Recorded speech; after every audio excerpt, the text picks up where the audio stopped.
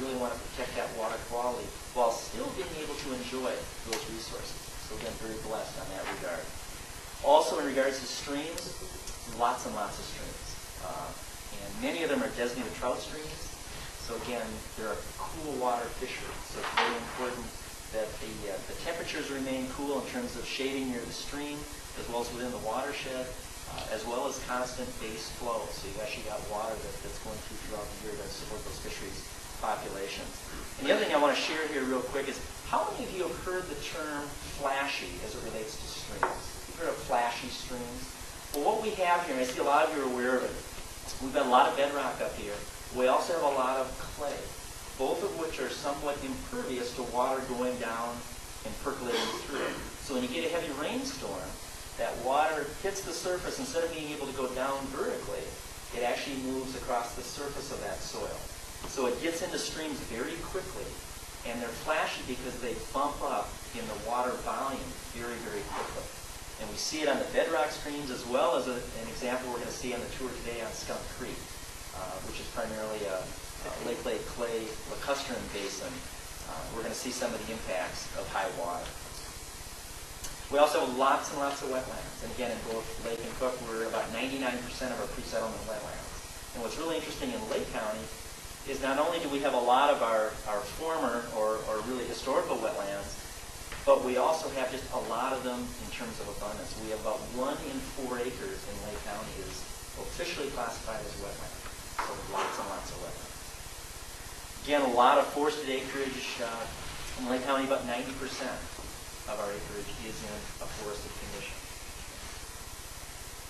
And of course, one of my favorite passions, which illustrates the variety of wildlife, is going after some of these big bucks on occasion.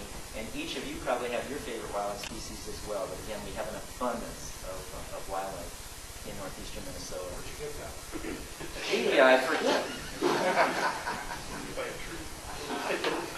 And we could go on and on. I've got a few more photos at the end. In terms of geological resources, very unique up here. In fact, this is an area where a lot of students come to study geologic resources. The reason I really point this out is a lot of people think, well, boy, our shorelines, they're so bedrock laden and they're so impervious, and they never change. Well, they do, and you can see this one is kind of cleaving off here. In other cases where you've got more of a rotten rock, or what they call a regolith, you'll see it really breaking apart, more like into a shale type situation. So it does change, even in our human time frame, in terms of that bedrock. Other geologic resources include our soils, which we'll talk about too, because we have anywhere from peat to sand to heavy clay soils up here. So again, just a tremendous variety, sometimes in a pretty short distance. Some of them are really ideally suited for development, others are not. Some are great for agriculture or gardening, others are not. How many of you are familiar with that red clay that we know and love? We talked about it a little bit. Okay, it's really hard to get off your boots. Really tough to work with. You have to have it just the right moisture content to really be able to work with it in a good way. It also is a real tough one in terms of sediment yield. Once it does get eroded and moves off the land surface and gets into water, it takes a long, long time for it to settle out. And that's actually one of the major problems with a fishery is concerned, is that when it does get into a stream or a lake, it not only can abrade gills and such physically, but it can actually smother some of those spawning grounds. It actually settles into those little spaces between the rocks, and it'll actually smother the developing eggs. So again, some real issues in terms of soils.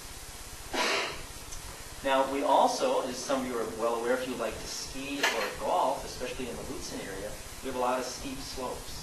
And this actually shows when the Superior National Golf Course up at Lutsen was being developed. I worked a lot on that in terms of the erosion control issues.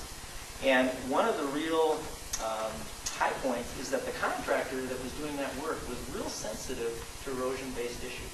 Because, of course, we're right on the banks of the Poplar River, so that was really a high priority to make sure that we protected it. What he tried to do is do a lot of the steep slope work during the late fall and early winter. So again, you've got frozen conditions. You didn't have to worry so much about rain. And that's when they actually did a lot of their initial clearing and grubbing, and then were able to really get that site under control, so that by next spring, when we had both the snow melting as well as spring rains, we had a lot of that really buttoned up. So that was really a plus. Now, in terms of the people, again, we've got that real independent spirit. A lot of the folks here are direct descendants of those that originally settled this area. So they've got a strong tradition and history here, their culture and their values. So that's one thing that I think is fascinating about this area. Some of these same folks find a lot of the new environmental laws, confusing and dare I say, frustrating. And two come to mind. One is the stormwater permit, both the federal and really almost at the state level, but also the wetlands laws. And a lot of these folks view some of these programs as a one-size-fits-all, and they do have concerns with them. So a lot of my time, as well as many in the room here, is spent explaining the need for those laws and those regulations, and then trying to really implement them in a way that isn't too onerous.